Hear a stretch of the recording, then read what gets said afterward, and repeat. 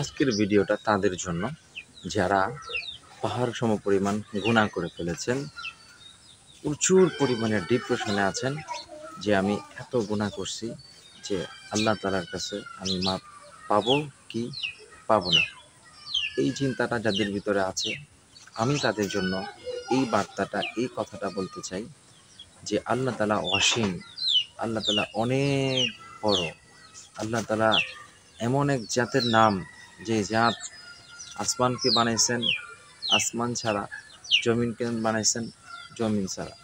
অর্থাৎ আল্লাহ চাইলে সমস্ত কিছুই সম্ভব। এই জন্য আমরা সবসময় যে কাজটা করব যে বেশি বেশি সর্বদাই সবসময় ইস্তেগফার করব। আমরা যদি বেশি বেশি ইস্তেগফার করি, আল্লাহ তাআলা অবশ্যই আমাদের গুনাহ মাফ করবেন। আমরা তওবা করব। তবে আমরা দেখা যায় অনেক সময় এই কাজটা করি যে আমরা একটা গুনাহ করেছি, কিন্তু পরে এটা জন্য আমরা শুধরানোর জন্য চেষ্টা করেছি বা শুধরিয়েছি, কিন্তু শয়তানের ধোঁকায় এবং শয়তানের প্ররোচনায় আমরা আবার আরেকটা গুনাহে লিপ্ত হয়ে যাই। অর্থাৎ আমি গুনাহ করলাম কিন্তু তওবা করে ছাড়লাম, কিন্তু আবার গুনাহ করলাম। এইটা আপনারা করবেন না। সবসময় যেটা করবেন, ইস্তেগফার করবেন এবং খাসভাবে তওবা করবেন। তওবা করে ওই কাজে, ওই গুনাহে আর লিপ্ত হবেন না।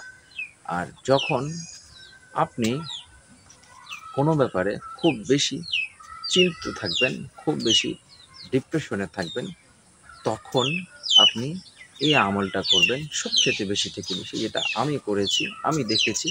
আলহামদুলিল্লাহ, আল্লাহ তাআলা আমাকে হেফাজত করেছেন। যেমন দিলটাকে, আমাদের তো এটা একটা কলব।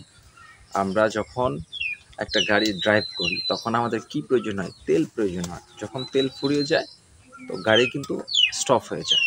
ঠিক তেমনিভাবে আমাদের এইটাকে চালু রাখার জন্য জিকির করব, লা ইলাহা ইল্লাল্লাহ, লা ইলাহা ইল্লাল্লাহ। আমরা এই জিকিরটা বেশি বেশি করব। আল্লাহ তাআলা অবশ্যই আমাদেরকে হেফাজত করবেন। যাদের কাছে ভিডিওটা ভালো লেগেছে, ভালো লাগবে, তারা অবশ্যই দিনের সাথে একটু শেয়ার করে দিবেন। আর অবশ্যই আপনার মূল্যবান মতামত জানাবেন।